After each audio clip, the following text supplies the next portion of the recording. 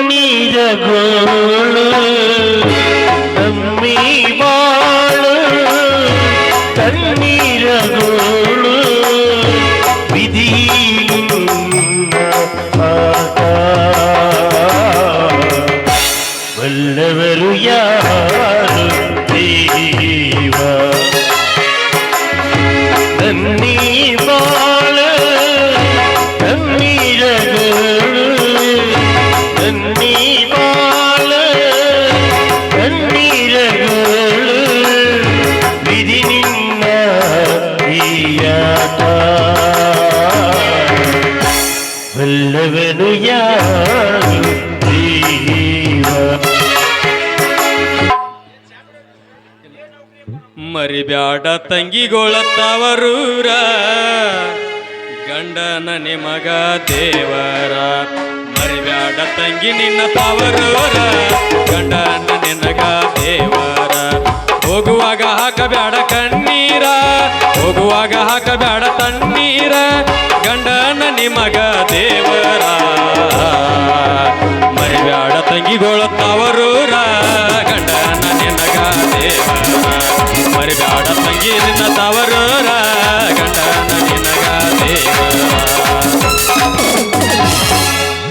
ಏನು ನೌಕರಿ ಅಪ್ಪ ನಮ್ಮ ಕೆಬಿ ನೌಕರಿ ಅಂತೀನಿ ಅಲ್ರಿ 8 ತಾಸು ಡ್ಯೂಟಿ ಮಾಡಿ ಅಡ್ ತಣ್ಣಗ ಮನಿಯಾಗ ಮಕ್ಕೋಬೇಕಂದ್ರ ಆ ಪಾಟೀಲನ ಕಾಟ್ ಬೇರೆ ಅಲ್ರಿ ತಮ್ಮ ಪ್ರಾಧಿಕಾರದ ಮೀಟಿಂಗ್ ತಮ್ಮ ಆಫೀಸಿನೊಳಗೆ ಇಟ್ಕೊಳ್ಳೋದು ಬಿಟ್ಟು ಈ ಗ್ರೀನ್ ಗಾರ್ಡನ್ದೊಳಗ ಇಟ್ಕೊಂಡು ಕುಂತಾರ ಇರ್ಲಿ ನಮ್ಮನ್ನ ಲೈನ್ ಎಳ್ಯಾಕ ಇಟ್ಟಾರ ಲೈನ್ ಎಳೆದ ಲೈಟ್ ಹಾಕುದ ನಮ್ಮ ಡ್ಯೂಟಿ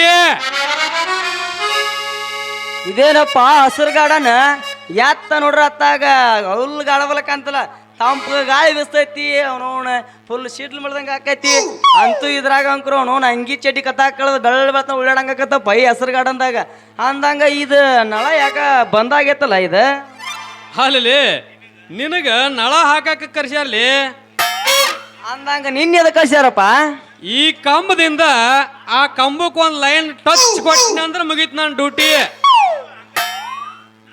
ನಂದು ಹಂಗಪ್ಪ ತಮ್ಮ ಇದು ಮುರುಕ್ ನಳ ತಗದೋಗದ ಹಳೆ ಸೊಂಡಿ ಜೋಡಿಸಿ ಚಲೋ ಮಾಡಿ ಕೈ ಬಿಟ್ನೆ ನೀರು ಹರಿದೋತೆ ಅಷ್ಟ ನನ್ನ ಡ್ಯೂಟಿ ಹಂಗಾದ್ರ ನೀನು ನಳ ಜೋಡ್ಸ ನಾನು ಕರೆಂಟ್ ಹಾಕ್ತೀನಿ ಹೌದು ನೀನು ಮಾಡ ಈಗ ಹೆಂಗಾರು ಸಾಕಾರ ಬರೋ ಟೈಮ್ ಆತ ನಾನು ಇದು ನಳ ಜೋಡಿಸ್ತೀನಿ ಇವ್ರು ಗ್ರೀನ್ ಗಾರ್ಡನ್ದಾಗ ಮತ್ತೆ ಮೀಟಿಂಗ್ ಇಟ್ಕೊಂಡ ಸಾಹೇಬ್ರ ಬರುವತ್ತಾಗೈತಿ ಬಾಬಾ ಕೆಲಸ ಮಾಡು ನೀನು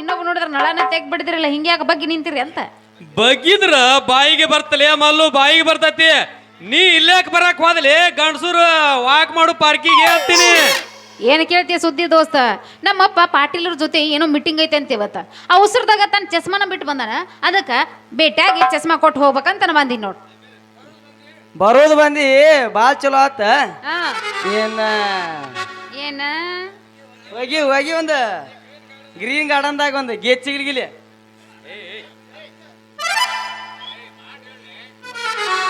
ಅಂದ್ರೆ ಈಗೇನು ಗ್ರೀನ್ ಗಾರ್ಡನ್ ಅಷ್ಟಿಗೆ ಭರತನಾಟ್ಯ ಆಡೋಣ ಅಂತೀವ ಏನ ಹೆಂಗ್ ನೃತ್ಯ ಮಾಡೋಣ ಅಂತೀವ ನೆಕ್ಸ್ಟ್ ಒಂದು 5 ಮಾತು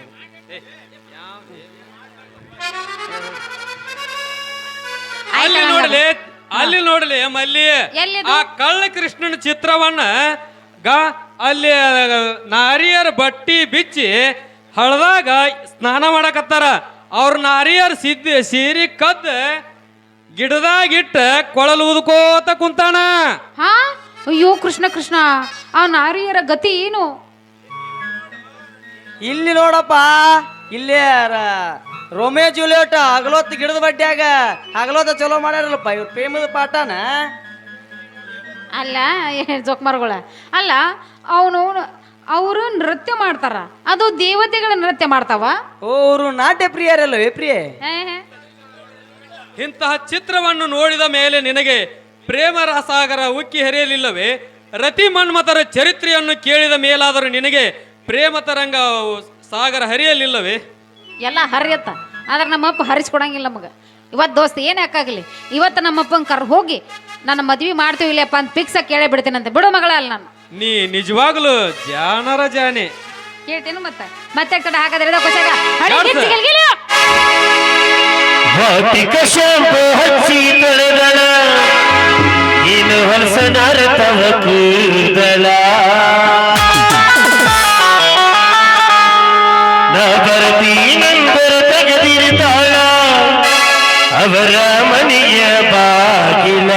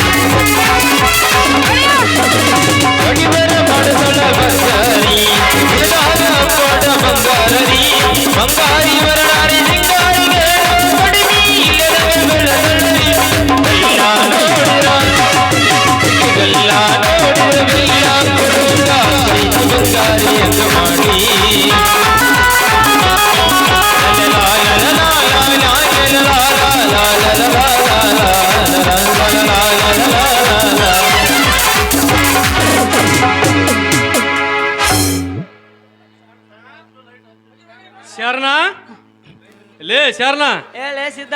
ಲೈಟ್ ಅಂತೂ ಹತ್ತಿದು, ನೀರಂತೂ ಚಾಲು ಆತ, ಇನ್ನ ಆ ಗ್ಯಾಂಗ ಬರುವತ್ತಾತ. ಯಾವ್ದ ಅವ ಆ ಕಾಡಾನಿಗಳ ಇಲ್ಲ ಇದೆ ಚಸ್ಮಾ.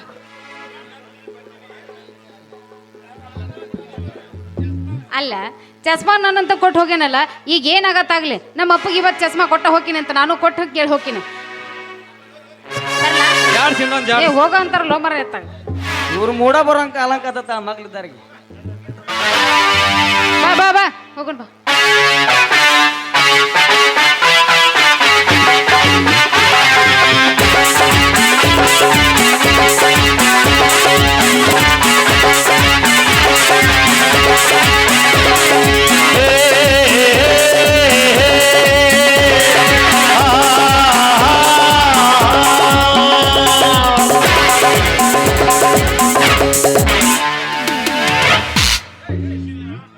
ಶಶಿಧರ್, ನಾನು ಅಂದುಕೊಂಡಂತೆ ನಮ್ಮೆಲ್ಲ ಕೆಲಸ ಕಾರ್ಯಗಳು ನೆರವೇರ ಹತ್ತಿದವು ತಾನೇ?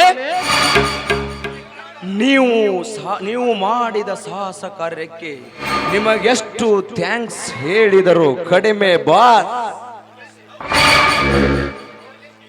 ಹೌದು ದನಿ, ಹೇಳಿ ಕೇಳಿ ನಿಮಗೆ ವೈರ್ಯ ಆಗಿರುವ ಆ ಶಿವರಾಯನಿಗೆ ನಿಮ್ಮ ಮನೆಯವರಿಂದಲೇ ವಿಷ ಬೆರೆಸಿ ಹಾಲು ಕುಡಿಸಿದ್ದಾರೆ ಎಂದರೆ ನಿಮ್ಮ ಸಾಹಸ ಚಮತ್ಕಾರಕ್ಕೆ ಬೆಲೆ ಕಟ್ಟಲು ಸಾಧ್ಯವಿಲ್ಲ. ಯಪ್ಪ ನಿಮ್ಮ ದರ್ಬಕ್ಕೆ ಬೆದರ್ ಬೆಂಡಾದ ಆ ಶಿವರಾಯ ಶಿವನತ್ತ ನಡೆದಾಗ ಅವ್ರ ಅಣ್ಣ ಶಂಕರಗೌಡದನಲ್ರಿ ಹೊನ್ನಳ್ಳಿ ಶಿವಭಕ್ತ ಕಾಡಿನ ದಾರಿ ಹಿಡಿದ್ರಿಪ್ಪ ಶಿವಭಕ್ತ ಕಾಡಿನ ದಾರಿ ಹಿಡಿದ್ರಿಪ್ಪ ಸಾವು ಬದುಕಿನ ಹೋರಾಟದಲ್ಲಿ ಬಿದ್ದಿರುವ ನನ್ನ ವೈರಿ ಸತ್ತನೆಂದರೆ ಈ ಸುತ್ತ ಹತ್ತು ಹಳ್ಳಿಯಲ್ಲಿ ಯಾವ ಗಂಡಸು ನನ್ನನ್ನು ತಲೆ ಎತ್ತಿ ನೋಡುವ ಹಾಗಿಲ್ಲ. ಒಂದು ವೇಳೆ ನಿಮ್ಮ ದರ್ಪಕ್ಕೆ ಸರ್ಪವಾಗಿ ಯಾವ ಪುಡಾರಿಯಾದರೂ ಹೆಡಿ ಎತ್ತಿಯಾದರೂ ನಿಲ್ಲಲು ಬಂದರೆ ಅವರ ಅಂತ್ಯ ಹಾಡುವ ಕಾಲವು ತೀರಾ ಹತ್ತಿರ ಬಂದಂತೆ ಕಾಣುತ್ತಿದೆ. ಹಾಗೇನಾದರೂ ಈ ದರ್ಪ ಸಾಮ್ರಾಜ್ಯದಲ್ಲಿ ನಮ್ಮ ಪಾಟೀಲರಿಗೆ ಅವನಾದರೂ ಎದುರಾದರೆ ಈ ಸುಂದರ ಕಾಂಡದ ಈ ನಾಡಿನಲ್ಲಿ ಅವನ ಹೆಡಮುರಿಗೆ ಬಿಗಿದು ಹಾಕಿ ಹಾಡು ಹೋಗಲೇ ರಕ್ತದ ಹಾಡಿ ಬಿಡುತ್ತಾರೆ.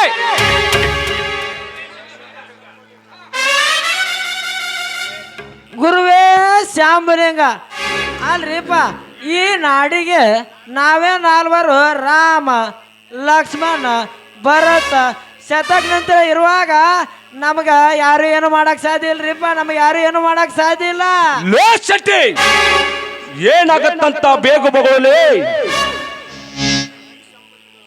ಈ ಶಂಭೋಲಿಂಗನ ಮಾತು 100ಕ್ಕೆ 100ರಷ್ಟು ಸತ್ಯ ಪಾಟೀಲ್ರೆ. ನಿಮಗೆ ನಮ್ಮ ಸಹಾಯವಿಲ್ಲದೆ ಇನ್ನು ಮುಂದೆ ಈ ನಾಡಿನ ಜನರ ಸಹಾಯವು ಸಂಪೂರ್ಣವಿದೆ. ನೀವು ಮನಸ್ಸು ಮಾಡಿದರೆ ಈ ನಾಡಿಗೆ ನೀವೇ ದೊರೆಯಾಗಬಹುದು. ಅಷ್ಟೇ ಅಲ್ಲ, ಇಡೇ ನಮ್ಮ ಮಾಲ್ಗಿಗೆ ನೀವೇ ದೊರೆಯಾಗಬಹುದು.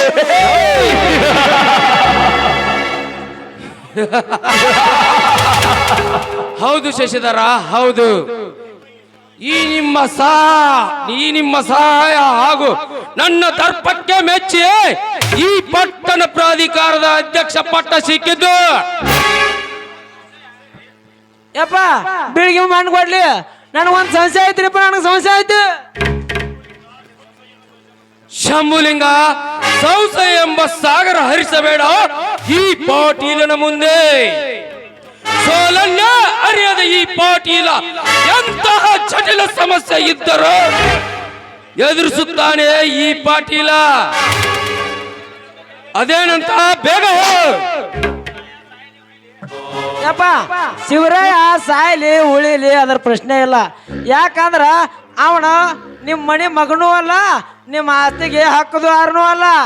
ಆದ್ರ ನೀವು ಹೀಗ ಬಿಟ್ರ ಹೌದು ಹೌದು, ಇದೊಂದು ಮಹತ್ವದ ಪ್ರಶ್ನೆಯೂ ಹೌದು. ಏನಾಗತ್ತಂತ ಬೇಗ ಹೇಳು.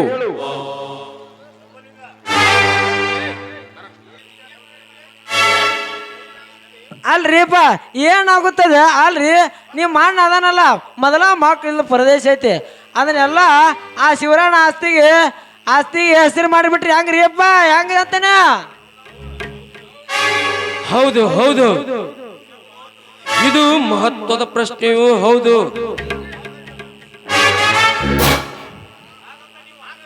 ಹಾಗಂತ ನೀವು ನಾಳೆಗೆ ನಿಮ್ಮ ಅಣ್ಣನ ಪಾಲಿನ ಆಸ್ತಿಗೆ ಸಹಿ ತೆಗೆದುಕೊಂಡು ನಿಮ್ಮ ಹೆಸರಿಗೆ ಬರೆಸಿಕೊಳ್ಳಿ.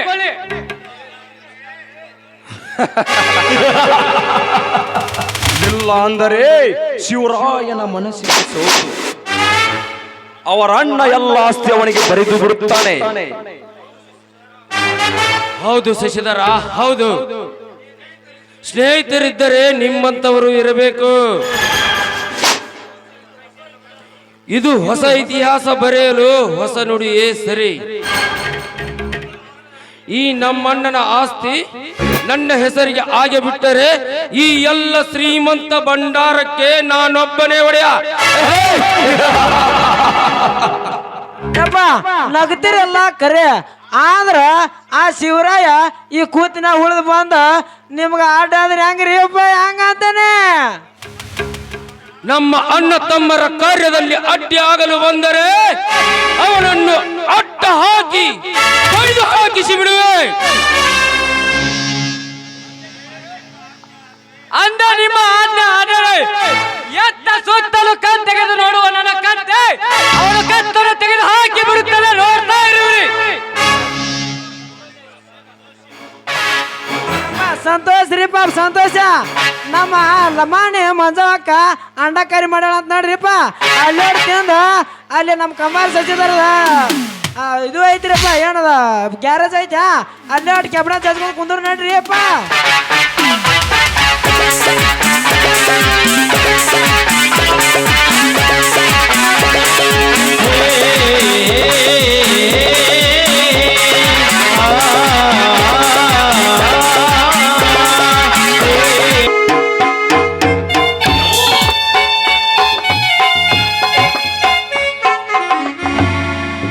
ಅಣ್ಣ ಅಣ್ಣ, ಯಾರೋ ನಿಮ್ಮ ಅಣ್ಣ ಮೂರ್ಖ. ಯಾಕಣ್ಣ ಹೀಗೇಕೆ ಮಾತನಾಡುತ್ತಿರುವೆ? ನಾನು ನಿಮ್ಮ ತಮ್ಮ ಪಾಟೀಲ ಅಣ್ಣ, ಪಾಟೀಲ. ಮುಚ್ಚೋ ಬಾಯಣ. ಎಂದು ನೀನು ಶಿವರಾಯನಿಗೆ ಹಾಲಿನಲ್ಲಿ ವಿಷ ಬೆರೆಸಿಕೊಟ್ಟೆ, ಅಂದೇ ಸತ್ತು ಹೋದ ಈ ನಿಮ್ಮ ಅಣ್ಣ. ಕ್ಷಮಿಸಣ್ಣ, ಕ್ಷಮಿಸು. ನನ್ನ ತಪ್ಪನ್ನು ತಿಳಿಯದೆ ಮಾಡಿದ ತಪ್ಪನ್ನು ಕ್ಷಮಿಸಣ್ಣ, ಕ್ಷಮಿಸು. ಇನ್ನು ಮುಂದೆ ಹಾಗೆ ಮಾಡಲ್ಲ.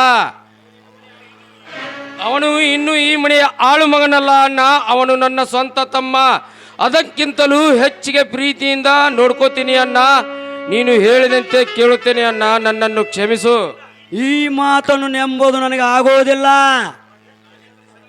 ನಾನೆಷ್ಟೇ ಸತ್ಯವಾಗಿ ಮಾತನಾಡಿದರೂ ನೀನು ನಂಬುವುದಿಲ್ಲ ಎಂಬುದು ನನಗೆ ಚೆನ್ನಾಗಿ ಗೊತ್ತಿದೆ ಅಣ್ಣ, ಚೆನ್ನಾಗಿ ಗೊತ್ತಿದೆ. ಯಾಕಂದರೆ ನನ್ನ ನಂಬುಗೆ ಎಂಬುದು ಕಳೆದು ಹೋಗಿದೆ ಅಣ್ಣ, ಕಳೆದು ಹೋಗಿದೆ. ಹೌದು, ಹಾವಿಗೆ ಎಷ್ಟು ಹಾಲಿಗೆ ಹಾಲು ಬೆಸರು ವಿಷ ಕಕ್ಕದೆ ಬಿಡೋದಲ್ಲ.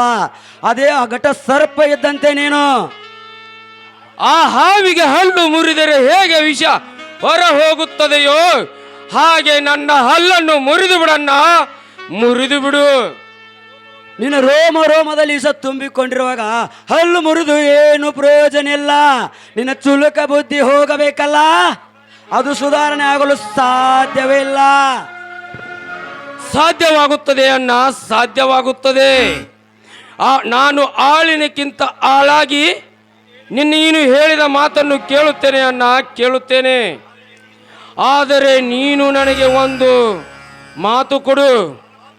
ಆ ಮಾತನ್ನು ನೀನು ನಡೆಸಿಕೊಟ್ಟರೆ ಖಂಡಿತವಾಗಲು ನಾನು ನಿನ್ನ ಮಾತನ್ನು ಮೀರುವುದಿಲ್ಲ ಅಣ್ಣ, ಮೀರುವುದಿಲ್ಲ.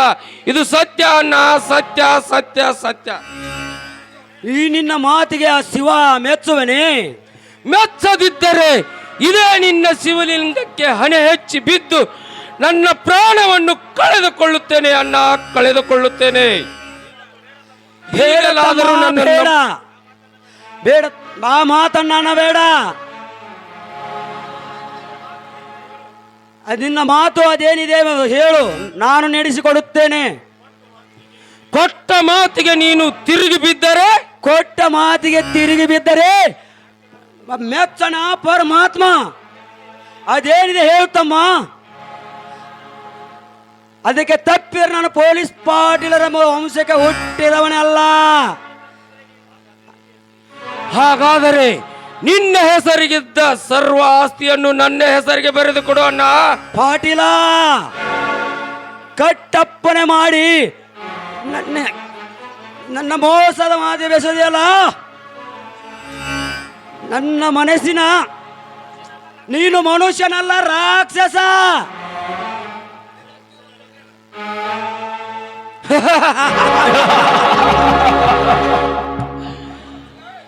ಬಾಯ್ ಮುಚ್ಚಲೆ ಕಚ್ಚ. ಮಾತು ಕೊಟ್ಟು ತಿರುಗಿ ಬೀಳಲು ನಾನೇನು ಹುಚ್ಚನಲ್ಲ, ಈ ಶಂಕರಗೌಡ. ಕೆಚ್ಚರೆ ಎದೆ ರಕ್ತಕ್ಕೆ ಹುಟ್ಟಿದವನು, ಸೆಂಡರ ರಕ್ತಕ್ಕೆ ಜನಸಿಲ್ಲ. ಶಿವನ ಅಂತಃಕರಣ ನನ್ನ ಮೇಲೆ ಇದ್ದರೆ 100 ಎಕರೆನೋ 1000 ಎಕರೆನೋ ಜಮೀನನ್ನು ಗಳಿಸಬಲ್ಲೆ. ಏ ಪಾಟೀಲ, ಮೋಸದಿಂದ ನನ್ನಿಂದ ಮಾತು ತೆಗೆದುಕೊಂಡು ಶಿವರಾಯನನ್ನು ಬೀದಿಯ ಪಾಲಿಗೆ ಹಾಕಲು ಬಂದಿದೆಯಲ್ಲ, ಕರುಣೆ ಇಲ್ಲದ ಕಾಟುಕ ನೀನು. ಅಣ್ಣ ಪಾಟೀಲ, ನನ್ನೆಲ್ಲ ಆಸ್ತಿಯನ್ನು ನಿನಗೆ ಬರೆದು ಕೊಡುವೆ. ಆದರೆ ನಂದೊಂದು ಮಾತು ನೆನಪಿರಲಿ, ಇದು ಯಾವ ಗಳಿಗೆಯಲ್ಲಿ ಶಿವರಾಯನಿಗೆ ವಿಷ ಹಾಕಿಬೇಕು ದಾಡಿಸಿದು, ಅದು ಆಸ್ತಿ ಇಲ್ಲದಂತೆ ಮಾಡಿದು. ಇದು ಎಲ್ಲ ನೀನು ಮಾಡುವುದು ನೇಶ್ವರ. ಮುಂದೆ ಈ ಸರ್ವ ಆಸ್ತಿಗೆ ಅವನೇ ಈಶ್ವರ. ಅವನು ಮಾನವನಲ್ಲ, ಈ ಭೂಮಿಗೆ ಬಂದ ಭಗವಂತ. ಶಂಕರ್ಗೌಡ, ಮುಂದೆ ಮಾತ ಬೇಡ. ನಿನಗೆ ಆಸ್ತಿ ಬೇಕು, ನನಗೆ ಶಿಸ್ತು ಬೇಕು. ಮೊದಲು ಪಾಂಡವನನ್ನು ಬರೆದು ಕೊಡುತ್ತೇನೆ. ಆ ಶಿವನ ಮಹಿಮೆಯನ್ನು ಕಾದು ನೋಡೋಣ.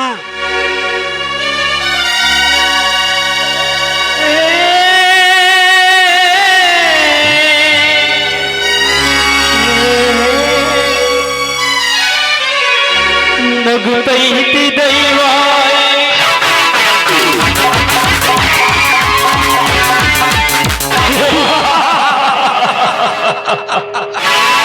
ಹೋಗು ಹುಚ್ಚುಗೌಡ ಹೋಗು. ನಿನಗೆಂತ ಅರ್ಥವಾಗುತ್ತದೆ ಈ ಪಾಟೀಲನ ಕುಟಿಲ ಕಾರಸ್ಥಾನ.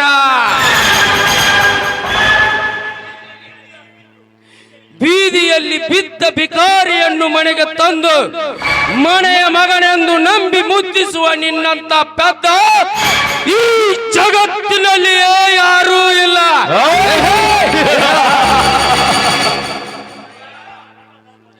ಶಿವರಾಯ, ನನ್ನ ದರ್ಪದ ಮುಂದೆ ನಿನ್ನ ಸರ್ಪಗಾವಲು ನನಗೇನು ಮಾಡುವುದಕ್ಕಾಗುವುದಿಲ್ಲ.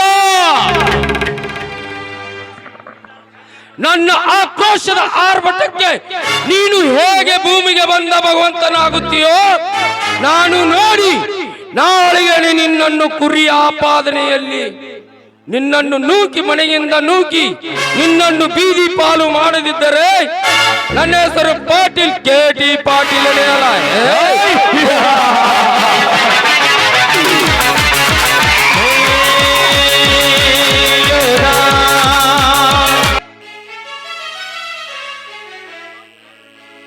ಅಮ್ಮ ಭುವನೇಶ್ವರಿ, ಈ ಭವದ ಬಂಧನದಲ್ಲಿ ಕಳೆದು ಅಂದವಾದ ಈ ನನ್ನ ಜೀವನಕ್ಕೆ ಬೆಳಕನ್ನು ನೀಡು ತಾಯಿ. ನನ್ನ ಪತಿ ಪಾಟೀಲನಿಗೆ ಒಳ್ಳೆಯ ಬುದ್ಧಿಯನ್ನು ಕೊಟ್ಟು ನನ್ನ ಶಿವರಾಯನನ್ನು ನೀನೇ ರಕ್ಷಿಸು ತಾಯಿ, ನೀನೇ ರಕ್ಷಿಸು.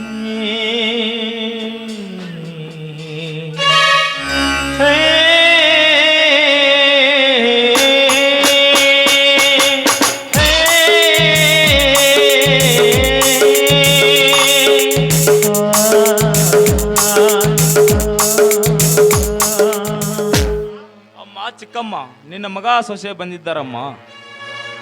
ಶಿವರಾಯ, ನಿನಗೇನೂ ಆಗಿಲ್ಲ ತಾನೆ? ನಾನು ಹಾಕಿದ ವಿಷ ನಿನಗೂ ಏನೂ ಮಾಡಿಲ್ಲ ತಾನೆ? ಶಿವರಾಯ, ದಯವಿಟ್ಟು ಈ ನಿನ್ನ ಹೆತ್ತಮ್ಮನನ್ನು ಕ್ಷಮಿಸಿ ಬಿಡು ಕಂದ, ಹೆತ್ತಮ್ಮನನ್ನು ಕ್ಷಮಿಸಿ ಬಿಡು. ಎಂತ ಮಾತು ಆಡ್ತೀರ ಅಮ್ಮ ನೀನು? ಪ್ರೇಮ, ನೀನಾದ್ರೂ ಹೇಳು ನನ್ನ ಚಿಕ್ಕಮ್ಮನಿಗೆ. ಹೌದು ಅತ್ತೆಯವರೇ, ನಿಮ್ಮ ಮಗನಿಗೆ ಏನೂ ಆಗಿಲ್ಲ, ಅವರು ಆರಾಮಾಗಿದ್ದಾರೆ. ನಿಮ್ಮ ಮೇಲೆ ಯಾವ ತರದ ನೋವು ಕೋಪನೂ ಅವರಿಗಿಲ್ಲ. ಬನ್ನಿ, ಹಾಗಾದ್ರೆ ಹಸಿವಿನಿಂದ ಚಡಪಡಿಸುತ್ತಿರುವ ನಿಮ್ಮ ಒಡಲಿಗೆ ನಾನು ಊಟ ಹಾಕಿರುವೆ. ಬನ್ನಿ, ಕುಳಿತುಕೊಳ್ಳಿ. ಅಪ್ಪನವರು ಬಂದ ನಂತರ ಊಟ ಮಾಡುತ್ತೇನೆ. ಏಕೆಂದರೆ ಕುರಿ ದಡ್ಡಿಗೆ ಹೋಗಲಾರದೆ 4 ದಿನವಾಯ್ತು. ಕುರಿ ಮರಿಗಳನ್ನು ನೋಡಿಕೊಂಡು ಬರುತ್ತೇನೆ. ಇಲ್ಲ, ಬೇಡ. ಈಗ ನೀವು ನನ್ನ ಕೈಯಾರೆ ಊಟ ಮಾಡಲೇಬೇಕು. ತಾಯಿ ಮಾತು ಮೀರುವುದು ಉಂಟೆ?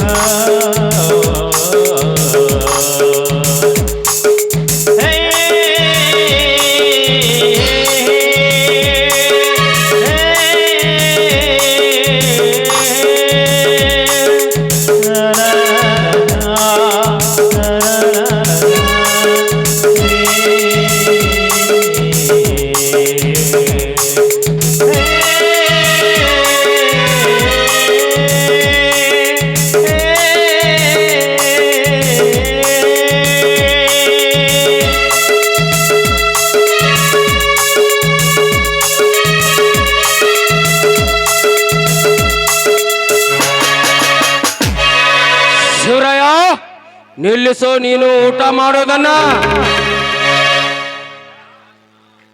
ಯಾಕಣ್ಣ? ನೀನು ಉಣ್ಣುವ ಅನ್ನ ನಂದು, ಕೈ ಬಿಡು ಆ ತುತ್ತನ್ನು. ಯಾಕಣ್ಣ? ನಿನ್ನ ಮನೆಯ ಹಣ್ಣಕ್ಕೂ ನಾ ಊಟ ಮಾಡಿದಕ್ಕೂ ಏನಾತೀಗ? ಇದು ನನ್ನ ತಾಯಿ ನೀಡಿದ ಪ್ರಸಾದ. ಊಟಕ್ಕೆ ಕುಣಿತಾಗೆ ಹರಿದಾಕ ಊಟ ನಿಲ್ಲಿಸಿ ಹೇಳಬಾರದು.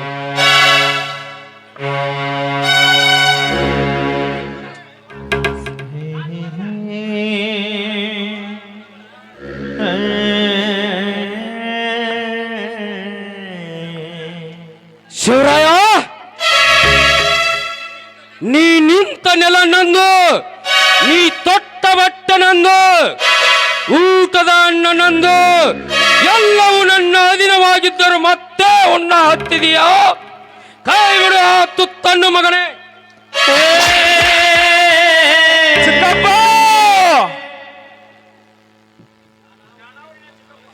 ನಾನಾವ ನಿನ್ನ ಚಿಕ್ಕಪ್ಪನಿಲೇ ಬೇಕು. ಎಲ್ಲ ನೀ ಹಾದರದ ಕೂಸಾಗಿ ಹುಟ್ಟಿ ನನ್ನ ಕುರಿ ದಡ್ಡಿ ಹತ್ತಿರ ಬಿಸಾಕಿ ಹೋದ ಪರದೇಶಿ ಕೂಸು ನೀನಾಗಿರುವಾಗ ನಾನಾವ ನಿನಗೆ ಚಿಕ್ಕಪ್ಪನಿಲೇ ಬೇಕು.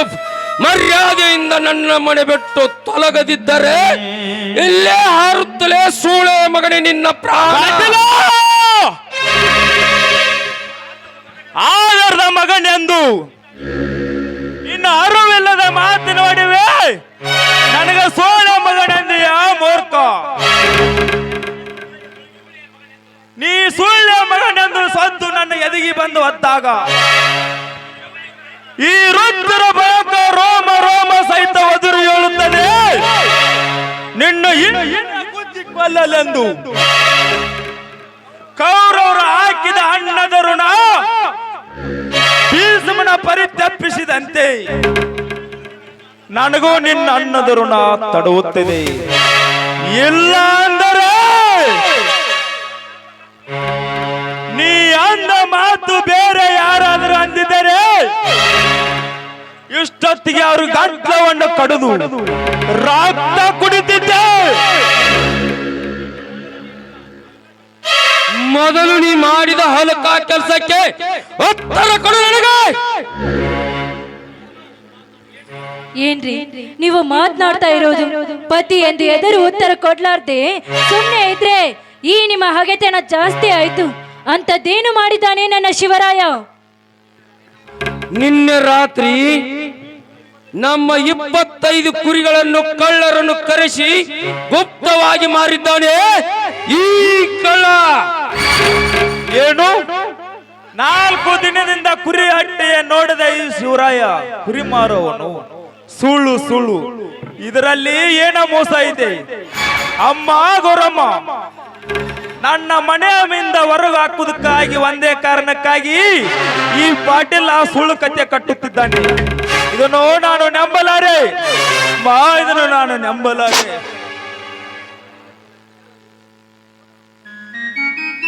ಏಕೆ ಸುಳ್ಳು ಹೇಳುತ್ತಿರುವೆ ನೀವು? ಇವತ್ತಿನ ಬೆಳಗಿನ ಜಾವ ಕುರಿಗಳನ್ನು ಲಾರಿ ಏರಿ ಕೈಸಿದ್ದು ನಾನೇ ಕಣ್ಣಾರೆ ನೋಡಿದ್ದೇನೆ. ಇವನ ಮಾತು ನಂಬಬೇಡಿ.